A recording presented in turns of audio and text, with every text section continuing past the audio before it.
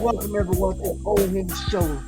I'm your host, D, aka Mr. Patterson, with my co-host, LJ Mathers, aka your favorite podcaster. What's going on, brother? It's been a minute. You been dodging smoke. You try to say we dodging smoke. Yeah, I have been, man. I've been the only one asking when we're gonna do a podcast. When we're gonna do a podcast. Now, I will say, I was on vacation last week, so I was out of pocket. I was with my family out of pocket. You know what I'm saying? Then a week before that, I was out of town for work for a few days. So I ain't gonna necessarily say I have been looking for it though, but y'all been running. But man, everything ain't been everything, brother. Everything ain't been everything. It's lit for me. You know what I'm saying? I'm Catholic. I've been going through a huge religious transformation, just a general transformation in general. You know what I'm saying? Being a better person, less angry, blah, blah, blah. So, Nobody want to hear all so that. you have to give up something, right? What you giving up? I gave up hate. Yeah, well, for a day. Nah, I'm trying to give it up for the rest of my life. I didn't do like you know what I'm saying? Traditionally, yeah, you know what I'm saying? Catholics, when during the Lent season, would give up something for Lent. I didn't really do like a specific thing, like, oh, I'm not gonna curse, I'm gonna give up this food or anything like that. It was more so like more of like I'm trying to like give up my old ways in terms of like, you know what I'm saying, being so angry all the time, so short fused, and just a lot of stuff like just as easy as that the average person go to the restroom and you don't even think twice about it. That's how easy it's been in the past for me to hate somebody. And you know what I'm saying? And think you the worst person in the world, and like, you know what I'm saying, really be on like yeah, man, like, you know what I'm saying? Like, I'm the type of person, I was the type of person. I ain't that person no more that if I don't like you, most of the time if I don't like you, that mean I hate your kids too.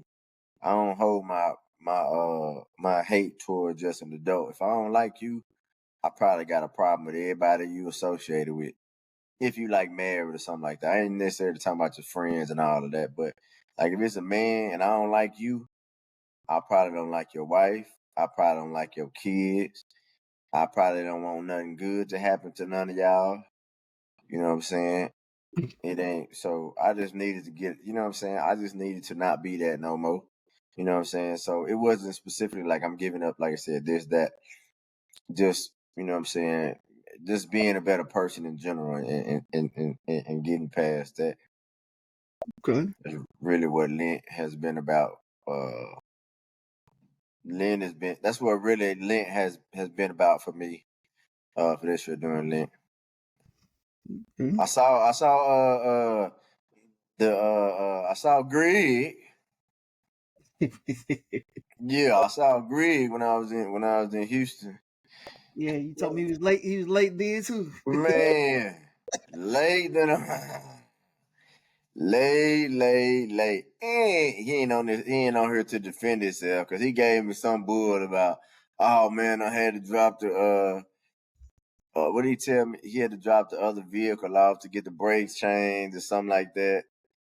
And it was down there by what's the name of the Texas Stadium? Is it NRG? Yeah. Well, yeah, okay. So I guess it's by the Texas Stadium. I mean, yeah, the Texans Stadium. And the rodeo was in town and Yeah. traffic and all that. I was like, all right, whatever. But yeah, man, and then he took me to this bogus. No, it was not the food was okay. It was all right. You know what I'm saying? We went to a nice little kind of. Nigerian restaurant. Nah, man, you know I ain't going from that. I'm from Texas. Greg from Nigeria. I ain't eat no Nigerian food.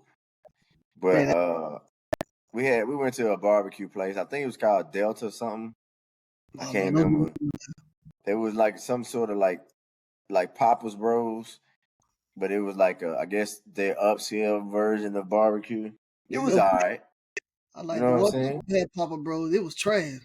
Yeah, it was all right. I ain't, you know what I'm saying? I ain't hating on the food. It was cool. The barbecue I had the night before that was better. But you know what I'm saying? It was cool. I ain't tripping. You know what I'm saying? It was good to see Greg got a chance to meet his son. You know what I'm saying? I never met none of his kids, you know, but obviously we don't live in the same state. But yeah, it was good to see him. He was late. I Yeah, he see. was late. Did he make it to the gym? Nah, we didn't go to the gym. I ended up leaving early anyways. Like I was supposed to leave like Thursday morning, but I ended up leaving like I think I left like Wednesday around like 1 o'clock, something like that, 1 or 2 o'clock. We got done early, and I was like, man, I'm finna get up out of here and go Okay. to and go home because I was leaving for vacation that Sunday, I think. Yeah, Mm-hmm. yeah, yeah, that Sunday. But it was good to see him though. You know what I'm saying? I ain't seen him in some years. Still ugly. You know what I'm saying? I told his son, I say, listen, boy, young man,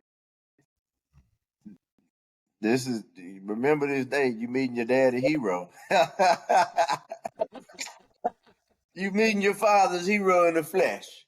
All Man, them great stories he done told you about me, they all true. I'm just here to tell you, they all true. Nah, I'm just kidding, man.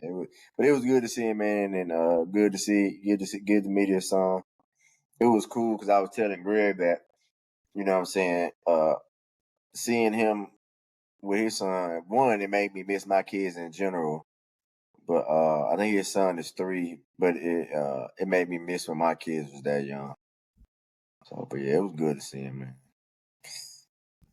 yeah. So All right, man, we better get into it if I fall asleep.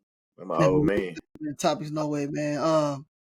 Since it's on and I keep looking at it, we can jump into that one. So women's Oh, college basketball. You know what I'm saying? Like me and you both, we been to, and I got a couple homeboys that I chat with all the time. We always be talking about women's basketball. I don't really watch men's basketball, college. I haven't done it in a long time, but one of my friends, he's a LSU fan. The other is a South Carolina fan, so we be going back and forth about that all the time. But the Elite Eight has some very good rounds. The two games from yesterday. I know by the time y'all see this live, y'all probably it's be dang. kind of behind. Y'all already know who's gonna be in the Final Four, but as of right now, we had a very good game with UCLA and LSU yesterday, and we had a very good game with South Carolina and Duke. Uh, what is your take on how? Do you think it's been a good tournament for women's basketball so far, or you think it's only been a certain couple good games and whatnot? I mean, I think it's been a good tournament. You know what I'm saying? It's been a good tournament. The one thing that I think makes the NCAA tournament so special is when you get a good story. You know what I'm saying? Like, what makes the NCAA tournament special is when you have that 12 seed that keep winning, and now they're in a Elite Eight. And you know what I'm saying? When you have great stories to tell, I think it makes the March Madness more compelling. And I think they have had maybe not some great. The basketball has been really good, but they have a great story. Probably the most compelling story I would say in college basketball this season has been Haley Van Lith and what she has been able to help TCU um, accomplish. And I wouldn't call it a comeback story, but some people would look at it like a comeback story because if you were not, if you kind of jumped into college basketball last year when, Caitlin Clark was doing her thing and people really started to catch on, and then Angel Reese, and then it's Flage, right?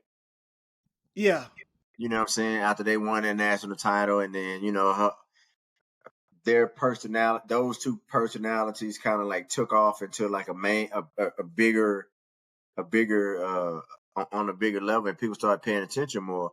You might have thought Haley Van Lith was a scrub because she didn't look that great at LSU, and most people who were kind of like fans of women's basketball last year probably when her season ended last year, she was kind of the laughing stock of women's basketball because people just remembered her from getting 40 ball by Caitlin Clark. That's all people remember her for. And a lot of people, I don't think, really knew she could really hoop. Like she was really like that at Louisville, and Right. so it's been a compelling story what she's been able to do in terms of her bounce back, and then what she's been able to help TCU accomplish. And then Paige Beckles had the 40-point game. Of course, I think everybody that's a women's basketball fan would have loved to see, Paige how far improved. USC would have gone with if Juju Watkins hadn't gotten hurt. Mm-hmm. But I think the basketball play has been outstanding in women's basketball. I don't think they have had the individual gravitas that they had last year. They don't. I don't know if they have anybody that has personalities like. But I mean, I guess Flage. I apologize if I'm saying her name incorrectly. I guess her personality is still there, but maybe LSU. I don't know.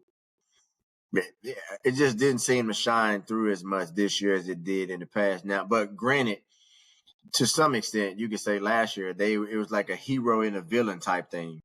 Caitlin Clark was in theory the hero, and LSU was in theory the villain to I was some gonna say, extent last year. Billy Flage didn't. She wasn't the one with the biggest personality on that team anyway. It was Angel Reese. Yeah, But Flage does. She did play a pivotal part on that team. Um, they gave UCLA all they can yesterday. I mean, they waited to the second half to do what they try to do, especially like toward the fourth quarter. Um, Bets was just too big for them. But Flage, man, she gave him 24 points in the second half. Like she went off. So she tried, but she gotta do better than just scoring 4 points in the first half and then, giving her everything she got in the second half. Um, I'm with you. So far, man, the tournament's been good. I think so. And I agree with you. TCU and Van Lith has been the story, a comeback and redemption. Um, I was like I said, I was looking forward to see Paige and Juju head to head, see how that was gonna turn out. Uh, I'm glad Paige doing what she doing. Cause I'm 9 times out of 10, I'm hoping that's who they get, but she gonna be on the team in Dallas next, well, in a couple months. The season ended. yeah, I She, know, right? in a couple months, Final Four be over, and then she'll be playing with the Wings the next day. yeah, you know what I'm saying? As the number one overall pick, the Dallas Wings. You know what I'm saying? So that's cool. I know. I'm gonna see if I can. Me and Kelsey Warren's talking about. He not even on college basketball, especially women's. He's not a women's basketball watcher. He just like to ride that Caitlin Clark train, and he like to go against the grain. So he was saying that men should get together and go see Caitlin, because you know how I was about Caitlin. I was always like, I don't think she all that. She ain't the best in the league. She's good, very good. She ain't the best in the league, and he's one of those ones. Oh man, ain't nobody watching. They only watching because of her. I'm like, no, Yeah, you're only watching because of her. the That's the ratings, problem. the ratings, the ratings. It'll probably show that the ratings were down this year. It might. And I mean, like I told him, I'm not gonna say that she wasn't part of the cause for the ratings being up last year, going up some and bringing new fans.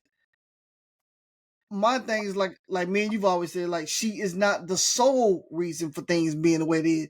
She's not the only reason people are watching. And like people watched before she got there. It just some people wasn't. That's all it was. Yeah, she But wasn't the sole reason. She was the main reason for the explosion. okay. But college basketball is good, and I hated that TCU just had to play Texas and for a chance to make it to the Final Four. Of course, Texas just won. They took the score off, so I can't see the final score. But Texas won by almost double digits, 58-47. 58-47, so 11-point win. I wish TCU could have played longer. I wish they would have got a chance to play against like a USC or UCLA. You know what I'm saying? Instead of having to play against Texas. But good game. The Final Four matchup as of right now, you got South Carolina. They're gonna play against Texas for the third time this year. They're 1-1, so this game can go to anybody. Texas won regular season, and South Carolina won in the SEC tournament. Um, so now we have USC getting ready to play. Hello, not USC. Yeah, no, USC and UConn. yeah, USC and UConn get ready to play to find out the final spot for the Final Four, and they're going to play against UCLA. Man, it's going to be good. Final Four is going to be good. I hope it's going to be some good games, and the championship game is going to be good. So I think that's probably been the best thing about the women's basketball tournament this year. There hasn't been as many of these like insane blowouts in the late rounds. Usually in women's basketball, historically, there's usually been one or two teams that you can say, all right, this team's probably going to win it. Maybe there'll be a competitive game against this team, but it's usually been very, very top heavy. Now the top teams are still really good, but the games have been, they have been like last year. Like, I mean, it would have been insane to think that South Carolina would have won an Elite Eight game by 4 last year or in the last few years. You know, some of these teams, a lot of these games are usually blowouts or big double-digit wins. So I was happy about that in terms of the competitiveness of this Elite Eight round for the women's basketball tournament. Okay, so I haven't really watched any games, so I don't have much to say on it. You can say anything if you've been following the men's side of the tournament. I I have know. been. So we have the Final Four down for the men as well, which is Houston, Florida, uh, Duke, and who's the Houston, other one? Florida, Duke. Houston, Florida, Duke. Auburn. Yeah, and Auburn. Auburn. Yeah. It's interesting because for me, what I'm saying, I'm reading because I've never, like I said, I haven't watched not one single game. They said this is the first time, well, only the second time ever that all of the number one seeds made it to the Final Four. Yeah, it's been like 17 years. They say it's only the second time ever. Yeah, I But know. That's what I'm saying. It's been like 17 years since it happened. I think the first time. the first time it happened was in 2008. Yeah. Right. Oh, So excuse me. Dang, they sorry. got they golden boy Cooper flag going to You the final. don't like Cooper Flag? I don't know nothing about him. I'm not hating on him. I don't know nothing about him. I've never seen him play. So I'm not hating on him. I don't know for all intents and purposes what they saying that he's the guy. He is that guy. They also I know before the season started, I heard a lot of talk about the kids from Rutgers as well. But like I said, I don't know anything about him, so I'm not hating on him at all. I can't say if he's good or not. Don't sound like that. Sound like a little salty. Ain't nothing to be said about. I don't know nothing about the kid. Yeah. So he I've could never, go. I've never seen him play. I've seen a couple highlights, but that's it. He's a really good basketball player.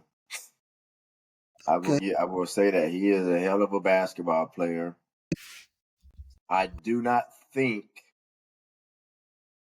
he reminds me a lot of Paige Beckers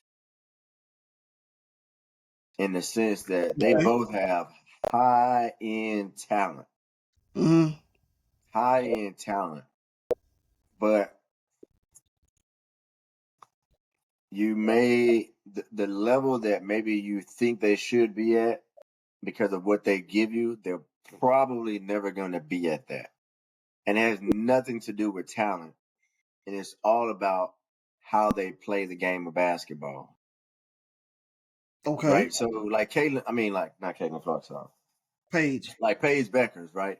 Paige Beckers is like 50, 40, 90. I think this year she was like 50, 40, 85. Like, I believe my memory is correct. She is like 50, 40, 80 something, maybe 90 for her career. right?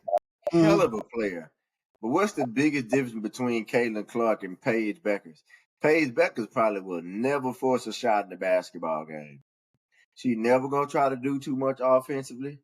She gonna, you know what I'm saying? She gonna take the right shot. She gonna make the right plays. She's not gonna force nothing. Versus, Caitlin Clark, she She's might gonna come down and shoot a take logo three times in a row, and shoot it the fourth time if you give it to her. right. You know what I'm saying? She gonna take risky plays, so it's high risk. It's a higher reward in terms of her offensive output because she's going to force the issue more. Paige Becker, to me, Cooper Flag is like that. Like he gonna have some 30-point games, but he gonna stuff the stat sheet because he gonna play the right way. He gonna make the right play, make the right pass. He not gonna force too much, but he still, because of his talent and his, his skill level, he gonna still put up great numbers. Okay. That remains to be seen. Like, will he change his game when he get to the NBA and be more like, a lot of these high volume scorers that are in the NBA. But if he's not, I don't think it's a bad thing. Just like I said, like people, like we were talking about Paige Beckers and Caitlin Clark. The biggest problem I think people gonna make is when Paige Beckers was presumably the number one pick in the draft, WNBA draft, they're gonna immediately want to compare her to Caitlin Clark. But they True. shouldn't, because they're not the same type of player.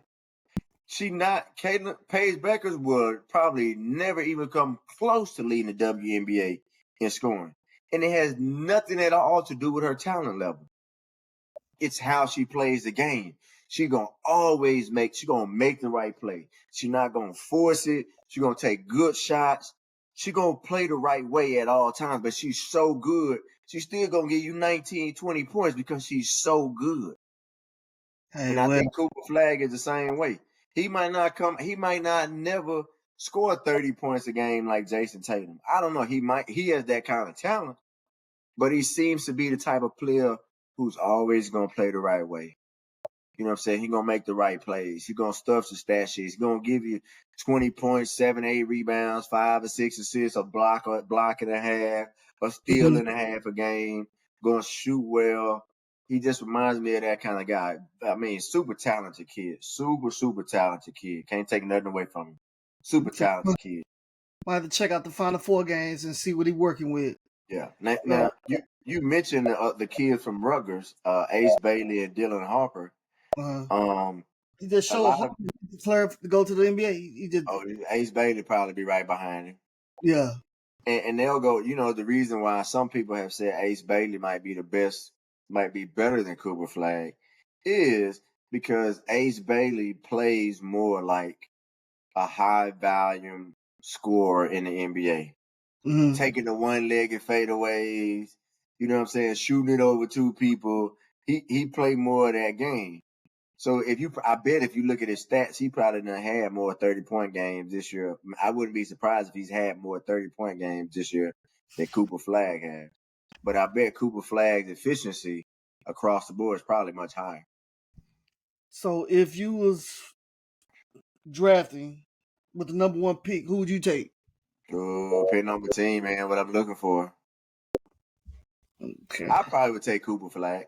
I don't even know who got the number one pick or who's going to have the number one pick. Yeah, I don't know. Well, like I said, it depends on the team how it shake out. But I would take Cooper Flag because if you can get Cooper Flag could be. I mean, he got it. He got it all. He Mm-hmm. can shoot the three. He can play off the dribble. He play defense. He can rebound. He can pass. He looked pretty Um, tall. yeah, I think he like 6'8", 6'9", somewhere. He might be 6'10". So he played the three.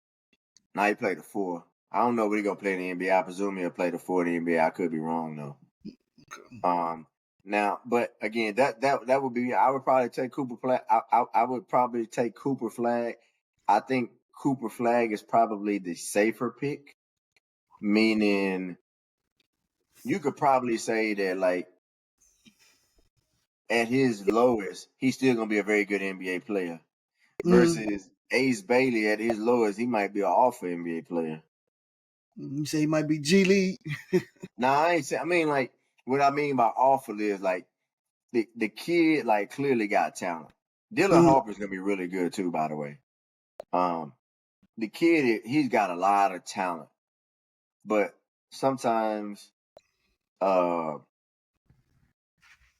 guys don't. It doesn't always translate because System.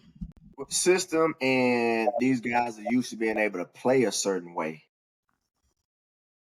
You know what I mean? In terms of, I want to be able to take this one-legged fadeaway jump shot. You know what I'm saying? Kind of, it's a conversation I actually was having about with my son today about this kid who's going to college and about how I think he'll do in college. But Mm-hmm. yeah, so I would not. I mean, they both have all-star caliber potential, all NBA potential. You know, um, potential. Yeah. So that would be me. Ace Bailey, I would say, I wouldn't be surprised if at the end of their career, Ace Bailey averages way more points than Cooper Flag, but Cooper Flag has won more. That would not surprise me in any way, shape, form, or fashion. I don't know. I gotta see how it's gonna go. Like I said, I'm gonna check them out and see how they how you play. Cause like I said, I haven't seen him play, so I don't really know anything about the young man.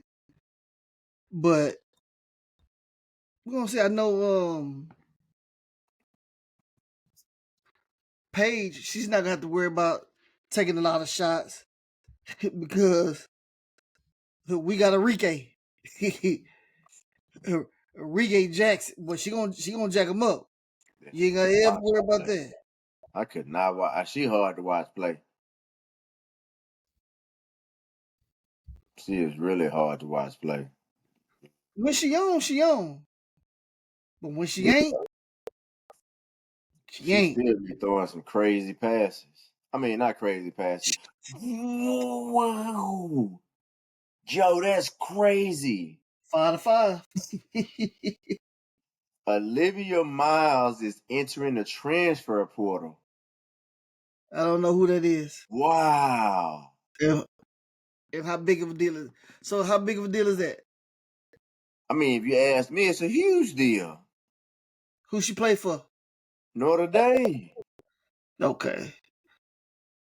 If you ask, I mean, that's like, So I didn't really just watch their game the other day and I don't know anything about her. So I that's why I was will say this. There are places that have her projected to be the second player taken in the draft. so she's basing that she said she's going back. I don't know why she wouldn't stay. I mean, I don't know why she wouldn't stay at Notre Dame.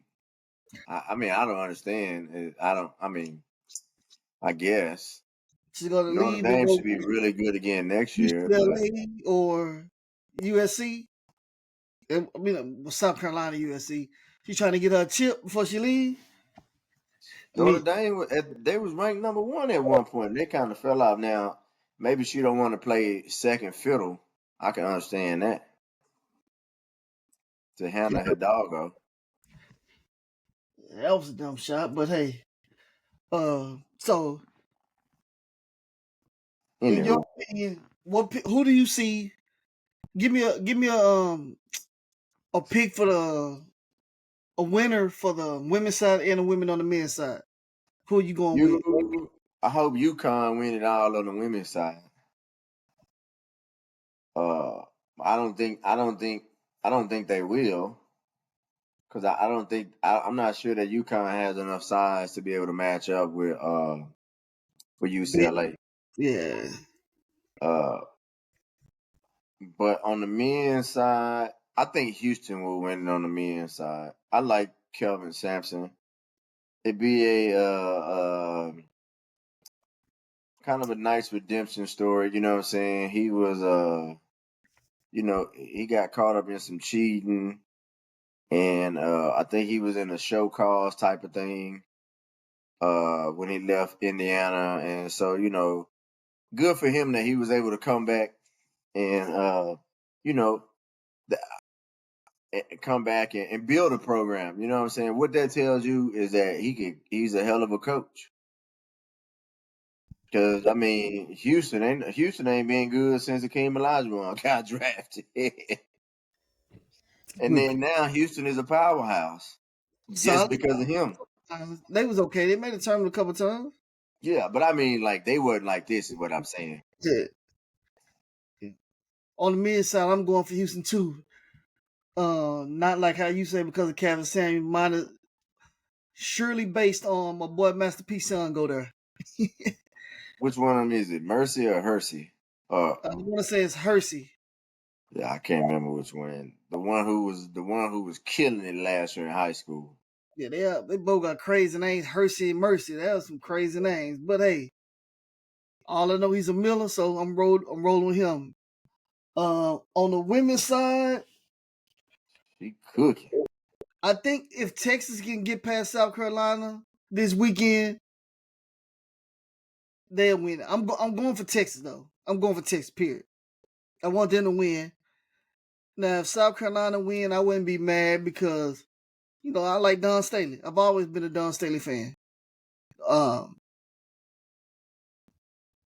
I'd like to see Paige go out as a champ too. So it don't either whoever wins it don't bother me, but I am going for Texas. I am going for Texas. That's why I'm worried about UConn's size and their ability to match up. This is a good test for them right here.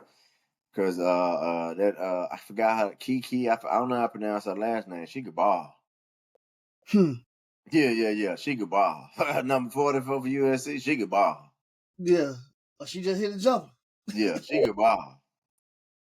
I know people people been talking about Juju when they think USC, but yeah, she the truth. She could ball.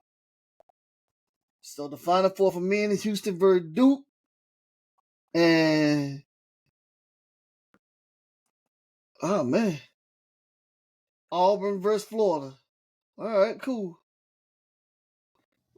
So while we in basketball, the world's been in an uproar between all the back and forth that's going on between LeBron James and Stephen A. Smith. Um, I'm not sure what was the original beginning of the situation, but I know a lot of things was made. A big deal was made about LeBron approaching Stephen A. and speaking to him about his son. I felt a certain way about that, but that's neither here nor there. On top of that, LeBron went and did his whole sit down interview with Pat McAfee, and he's had some things to say about Stephen A. It's all petty as back and forth to me. Stephen A said if he would have touched him, he would have swung on him. Hey, just give your thoughts on the whole everything that's transpired. Man, I think this is one of the dumbest things I've seen play out in the media in my lifetime. I think this is a case of I ain't gonna I think it's to some extent two wrongs. I don't even want to say it's two wrongs, right? I understand where LeBron was coming from in terms of saying something to Stephen A. Smith about Bronny. I think LeBron was wrong Okay. because if Bronny was still a high school player and he was being criticized and all that, I can understand. But he a pro now. Pros Mm-hmm. get criticized. You don't get to. I mean, you can, but it's no different than like people was. You know what I'm saying? Uh, uh, he don't get no special treatment in terms of how he can interact with the media because he LeBron James and he a father. People was hating on LeVar Ball. He talked too much. He needs to stay out the way. Blah blah blah. They was hating on T. Martin. Is his name T? Not Yeah. Martin. My bad. I'm sorry. T. Right. Morant. My bad. My bad. I'm sorry. My apologies, sir. They was hating on T. Morant, and it's the same way. It ain't no different. You a father too. They fathers. People was like, yo, you need to fall back. it ain't about you. It's the same thing. Just because you LeBron James, it ain't about you, bro. Your son is for all intents and purposes, he's an adult. He's in a professional environment, and he's gonna be treated just like any other profession. Just like if he worked at FedEx. When you Mm-hmm. go to work at FedEx, you're a professional. They gonna treat you like a professional. You know what I'm saying? And so I think he was wrong. And then I think Stephen A. Smith, when he went back and you know what I'm saying, he went on his little press run. Basically, Stephen A. Smith to me went on his press run to try to like make people believe that he wasn't soft. To me, that's what it all was. To make it seem like to make black people, black men in particular, we don't want nobody to think we soft. We don't want nobody to think we got punked or nothing like that. And I think a lot of the perception from a lot of people was that he kind of got punked by LeBron. So he went on his little press run. Oh no, you know what I'm saying? What I would have said, and what if this would have happened, and blase, blase. And so I felt like both of them should have just, you know what I'm saying, should have just let it go. You know what Mm-hmm. I'm saying? And y'all, both of y'all got money.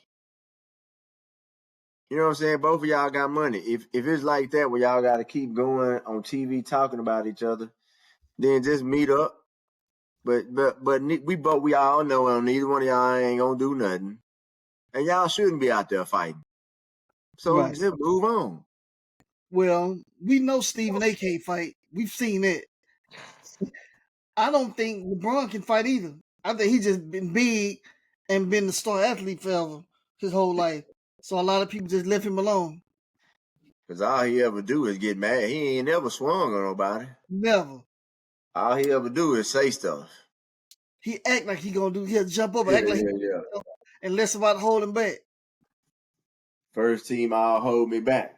Yeah, cause every time somebody call him, he say his trigger word is somebody calling him the B word, and every time somebody call him that, he jump up, act like he gonna do something, but he only do it the people who kind of smaller than him. He popped off at Mario Chalmers, and then he tried to act like he finna go off on who was that he finna go off on? I can't remember, but it was somebody small. Then he said something to Stephen A. But when Draymond then was going at him, he wasn't doing all that. You ain't never seen him pop off at Isaiah Stewart, which I think is he another fake tough guy. I He think always in the middle of something. He need help. yeah. Yeah, that dude needs some help. Yeah. For real. Harden just got kicked out that big old brawl. I didn't see what happened, but I just saw they had a whole brawl. The Grab Me Olympics.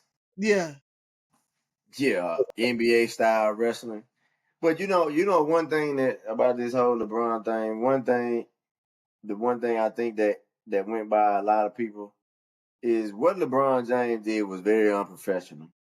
Mm-hmm. And I'm not talking about confronting Stephen A. Smith necessarily. I'm talking about when the Lakers game was actually going on. Yeah. He was doing the game. He wasn't before the game, after the game, halftime, nothing.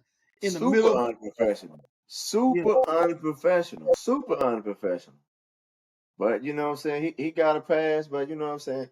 I just think this is the kind of thing, bro. I know this is the kind of thing that's like bad for black people in general. Because I think this is sort of the stereotypical, even though both of these dudes got plenty of money, both of them are both of them are very wealthy, very wealthy individuals. Their behavior is typical, stereotypical black male type behavior. Macho, everything got to be solved with violence. You know what I'm saying? You can't just have a conversation. It can't be respectful, and everything got to be tit for tat in the media. Violence. You don't really see a lot of Caucasian people doing it, except for in NASCAR. NASCAR is different, but NASCAR they'll talk. They gonna fight too. They gonna fight in NASCAR. They ain't gonna do too. They gonna talk a little bit, but at some point in NASCAR, they gonna wreck you, and then they gonna fight. But NASCAR is really the only place you see that. Other than that, you don't really see white folks doing it. Hockey? But do they talk about it? I don't No, know. I don't follow hockey like that. they get straight to it. Yeah, but that's like in the sport. To it. That's a good call. Oh, That's like in the sport. But yeah, anyway, man. But yeah, nah, man. It was weak on both of their behalf. LeBron, you need to fall back, brother. Your son is a professional, and he in a public eye, and people gonna speak on what they speak on about him, whether it's good, whether it's about his personal life, whether it's about him as an athlete, whatever. They gonna speak on it. That's how it go. When you're a professional athlete, you capitalize on it in terms of helping you. I don't know if he's a billionaire yet, but I think he's on his way if he's not a billionaire.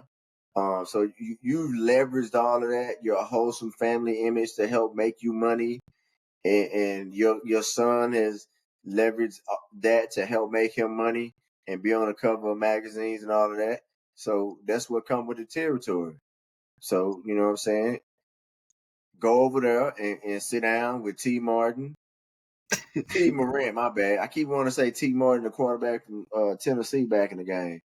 But yeah, go sit over there with LeVar and them, and yeah, and your son grown.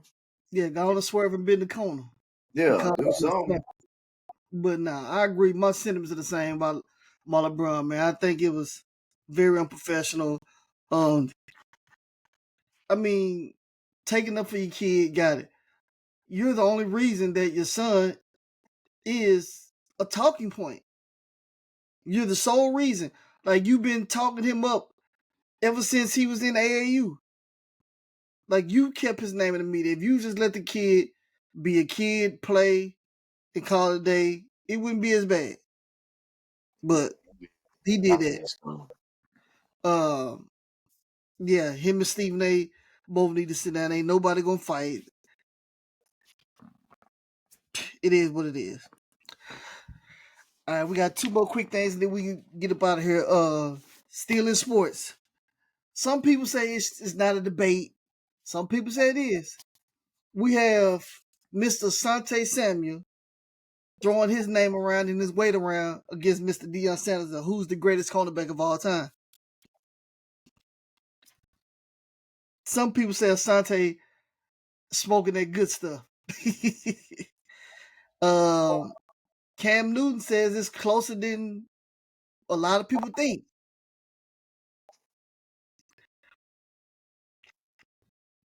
I think I know where you're gonna go, or your opinion on it, but tell the people your opinion on, does Asante Samuel have a leg to stand on when it comes to him and Deion Sanders?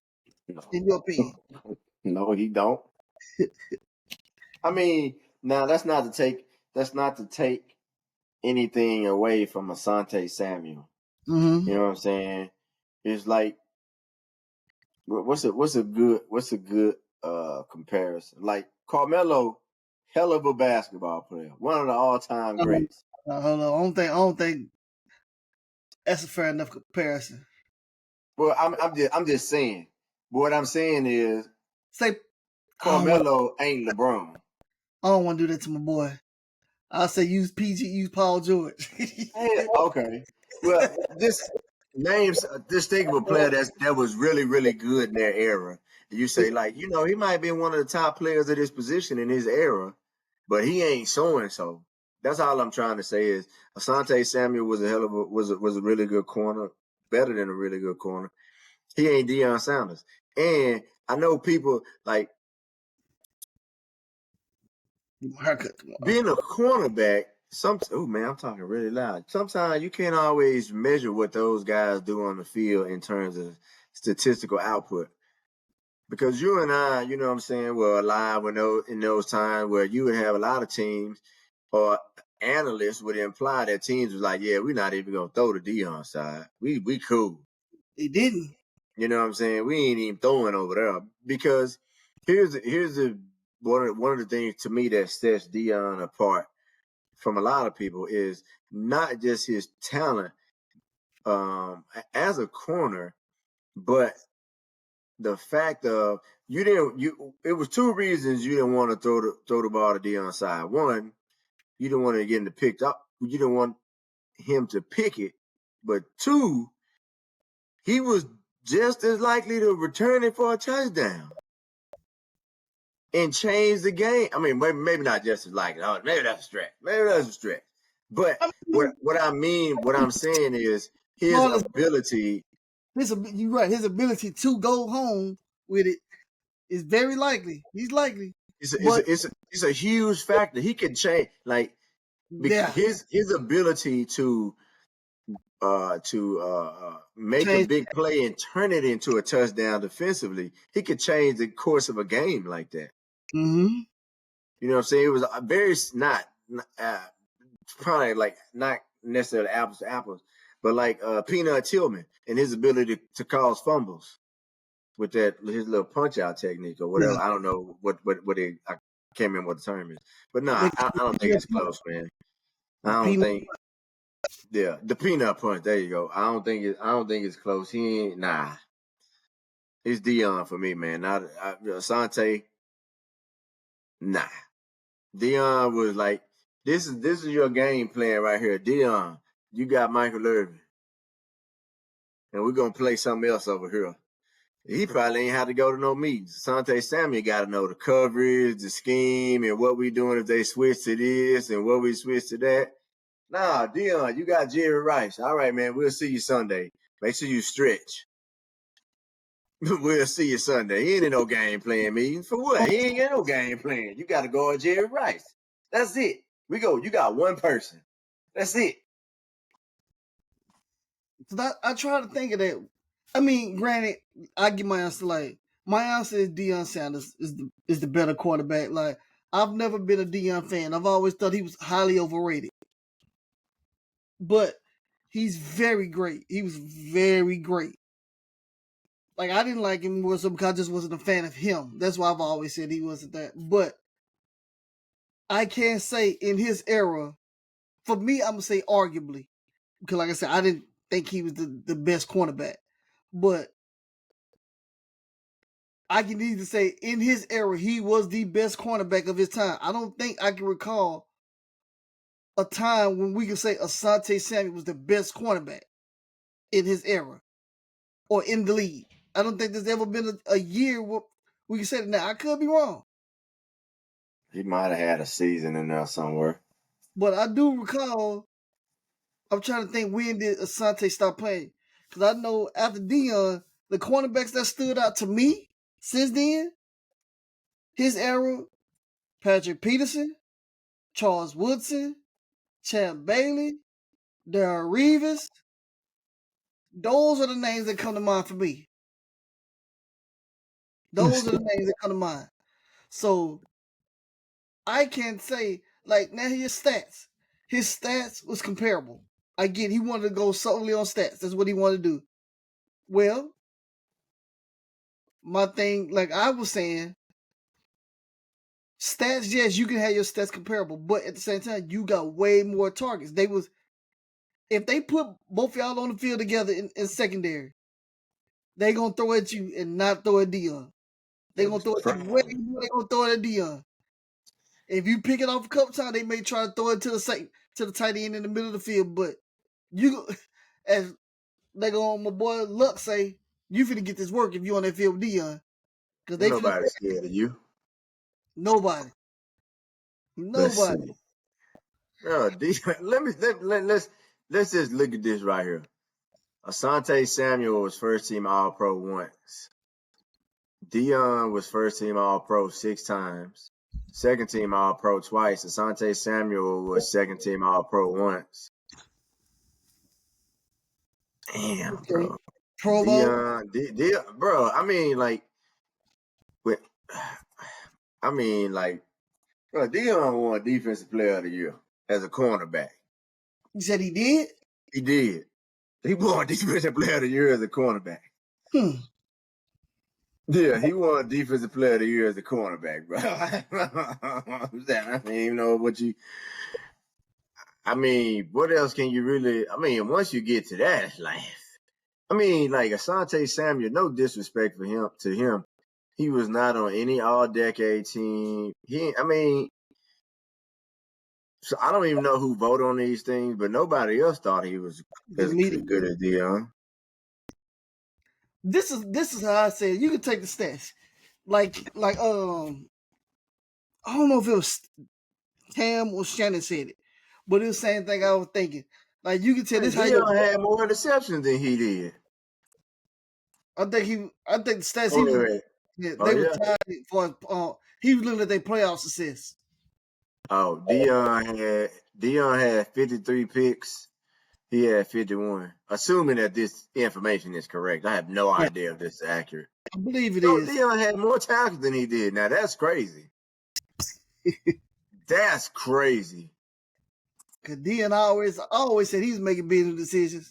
Bro, Deion had more forced fumbles. What the hell? Man, this can't be right. Oh no, okay, I'm looking at the wrong stats. I was about to say, ain't no way. No, that is right. Bro, ain't no way. Nah, bro, ain't no way. I don't believe that. He tried to say he got 2 Super Bowls and Dion got 2 Super Bowls, right? Yeah. Dion 2 Super Bowls are different than yours. Asante, you got your 2 Super Bowls playing with the New England Patriots and Tom Brady. They was gonna win those 2 Super Bowls with or without you. They didn't need you for those 2 Super Bowls. Now you can say Dion team didn't necessarily need him to win, but you can say when he moved, he moved. He left Atlanta, went to San Francisco for a year. San Francisco won. They say, you know what? We need to fix this. He left San Francisco with the Dallas. First year they won. He made a difference. He changed the whole game plan when he's out there. I'm just saying. Asante Samuel doing a good job of marketing himself right now because he got That's it. people talking about a conversation that nobody believes is possible, but him. You know what I'm saying? Like I say, I could have been playing Asante Samuel role. New England's still gonna win. He wasn't that big of a factor. Yeah, no, Like I said, he he was ain't. a good player, but you're not shutting down the whole side of the field. That is regulated to 2 people, depending on how you look at it. 2 people can say they shut down a half a field. Deion Sanders, Darrell Reeves. Yeah, That's it. That's and it. I don't even think that's even close. And the only reason I say that is because If you can name your top 5 to 10 cornerbacks, does Asante Samuel make your? I know he ain't making your top 5. But I can tell you that. I know that. Does he make your top 10?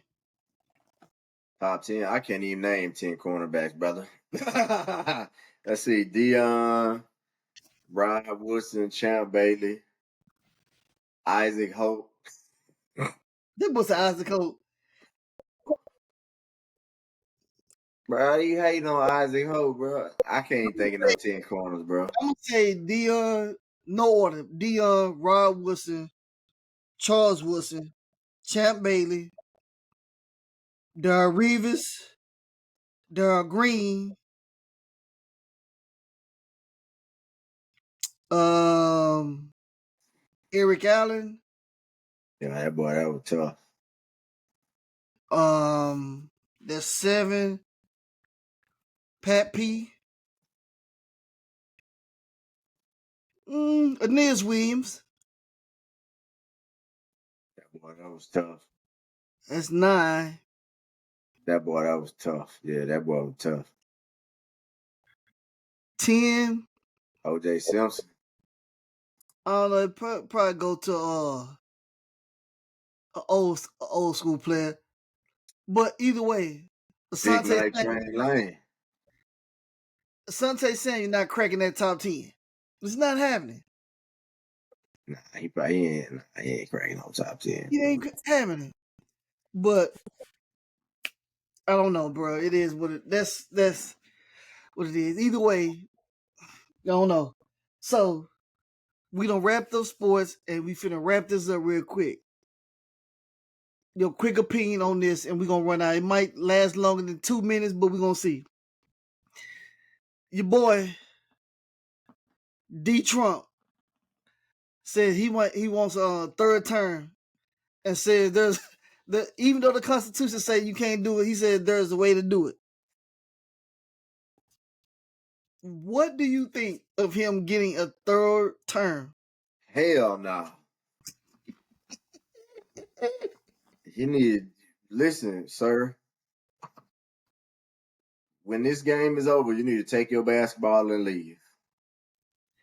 All No, right, you need to he take need, your basketball and leave, sir. Somebody he else need turn.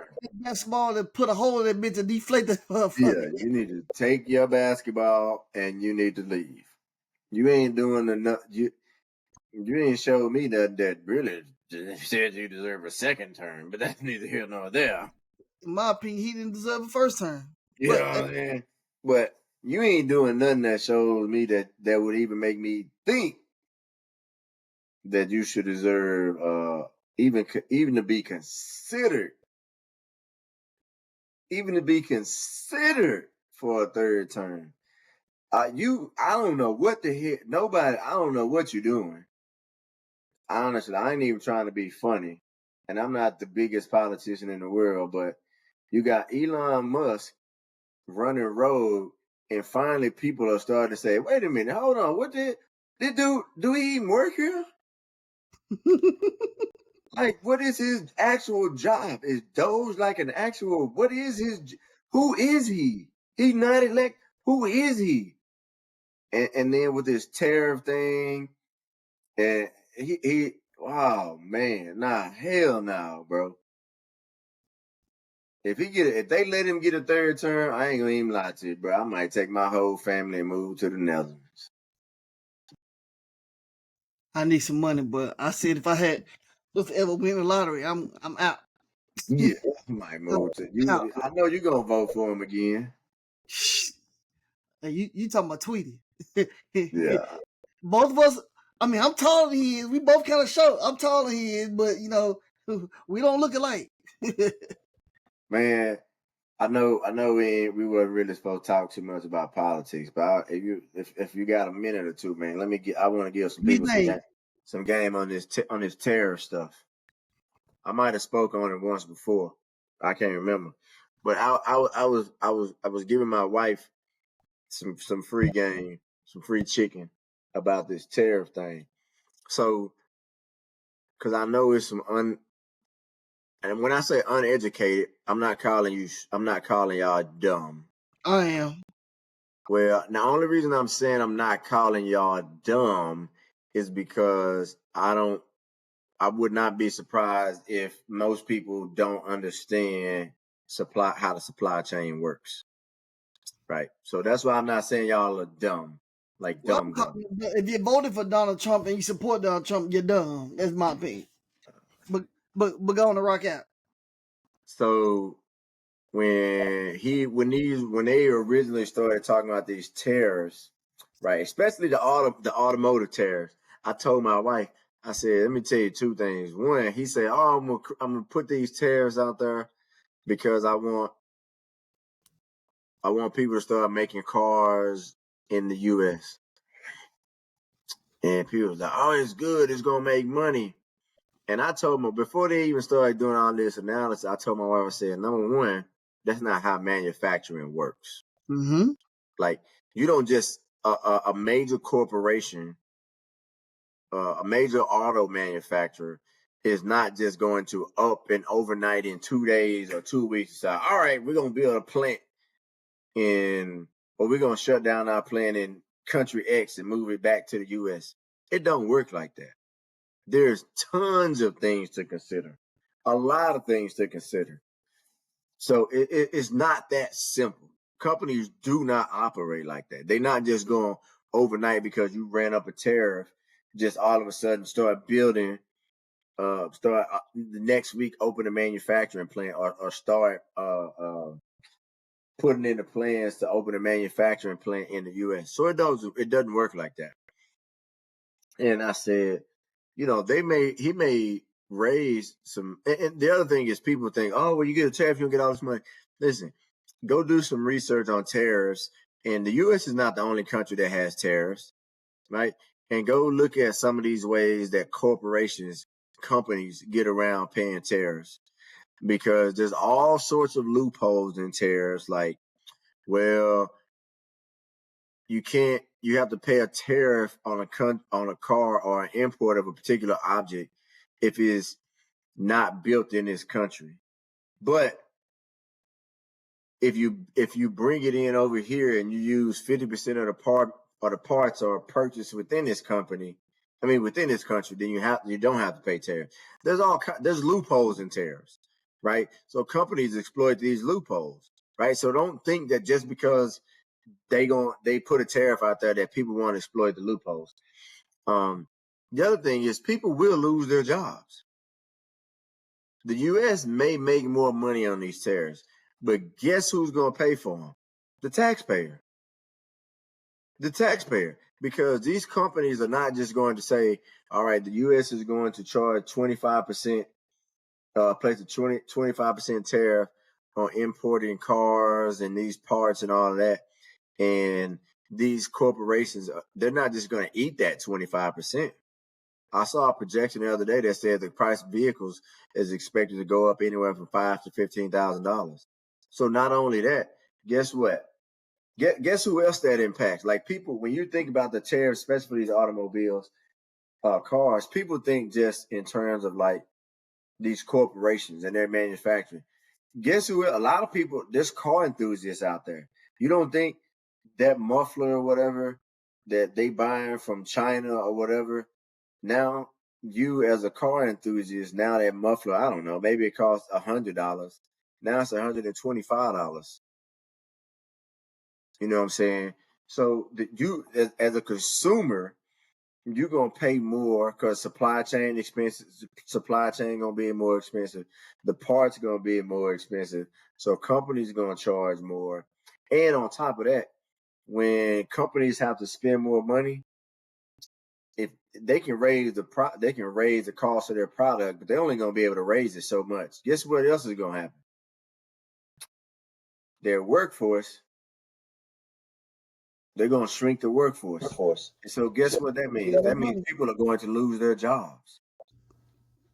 People are Yep. going to lose their jobs because of these tariffs. So, when before you start like hooping and hollering about, and I'm not saying the tariffs are bad. I don't really have an opinion. I'm just telling you that it's not as black and white as some people that I've talked to, especially a particular Trump supporter that I had a conversation with, think it is. It's not as black and white as people. And I only know this because we was recently studying tariffs in my global supply chain management course. And of course, I'm in the global supply chain management, so I've been doing a lot of studying about the supply chain, manufacturing, etc. Right. Y'all should vote for me. I don't know about that. Yeah. Tariffs ain't gonna do it, man. It's not gonna bring Americans more money. It's gonna make you spend more money. That's all it's gonna do, bro. I don't know, man. You have to find a balance. You know what I'm saying? You got to find, with tariffs, you got to find that there has to be a delicate balance in terms of, you know, you want corporations from outside of your country you want to entice them to do business within your company, within your country. So there's trade-offs in tariffs. I don't think tariffs are holistically bad. Now the reason he's doing the tariffs, that's what appears to be the problem, because it just seems like he just in a pissing contest or something. I don't know what the hell going on. Anyways, man. My opinion is Donald Trump and Elon Musk are doing everything they can to send this world back to slavery days or back to Jim Crow. That is nuts, ain't it? I feel bad for the country, man. That's all I can say. I feel bad. I feel bad for the people who are suffering because of the idiots that voted him in office. That's what I feel. Tweety, you need to come on here and get Dio right, bro. He just talking bad about your people, man. Tweety, in my opinion, was an uninformed voter. He voted on, I could be wrong, but it could have been a sexist reason, which goes hand in hand with Trump. You said you said a sexy reason. Sex, Oh, you said sexist. yes. Wait, you think Tweety say? I don't know. I mean, I don't follow. I ain't follow Trump I campaign. don't know why he did, but Tweety, I mean, Donald Trump is a sexist and a Oh, racist. okay, I got you. I see what you're saying. I got you. So I'm saying I think Tweety could have possibly voted that way. I'm not voting for a woman, which would have made I see what you're saying. I got you. I see what you're saying. which Yeah. Donald Trump. Okay, I got you. I see what you're saying. Yeah. Okay, I see what you're saying. Yeah. You know what I'm saying? Now I don't know if that be the case. If that is the case, I'm just saying it's possible. You know, Why? you might. It might have been a lot of people that voted for her. I mean, voted for him just because they were like, I ain't voting for no woman. For sure, there was a lot of people who just said, I would never vote for a woman. There was some that even said, I would never vote for a black woman. If you want to call her black. Yeah, I mean, I can't disagree with you on that. I'm sure there's probably people out there who definitely felt like that. But I wasn't one of those. yeah, She too progressive for me. I'm not even say that. Yeah. She too progressive for me, man. She want to do. She too progressive for me. In my opinion, she wasn't gonna move the needle like and doing the stuff that this guy's doing right now. Nah, she wouldn't did. She would have done. I mean, like some of the stuff she would have done would have made me mad. I ain't even lie. We're never gonna find a president ever that's gonna just align with 100% things we like. I He's agree gonna do 100%. so her do a couple things that we don't like. So be it. Nah, so I will. I mean, I agree with you. But I think some of the big things she would have done, I wouldn't have been with. So I couldn't vote. I don't know what her big things would have been. A But lot, you know what I'm saying? She was really pushing. I mean, I don't call it the. She was really big on LGBTQ, and a lot of stuff revolving around that, and then a lot of what I would consider maybe a little bit of socialism type stuff. Is that socialism? No, I might have my turn wrong, but I ain't with like. I don't have nothing against the LGBTQ, and I think they might have added a few other letters on the end. IA, I think. I don't have anything against that community at all. I mean, me either. I don't have nothing against them. Do my values align with theirs? No. But they're entitled to live their life. Yeah, for sure, they're entitled to live their life, but some of the things And that, live happily and comfortably. yeah. All right. Well, with that, we'll end on that note. Live your life, love who you want to love, be happy, be merry. But We're don't gonna cut expect this part out though. everybody to go the way you want them to go. But it's the Old Head Show, Mr. Patterson, your favorite podcaster, and we're gonna holler at y'all. Peace.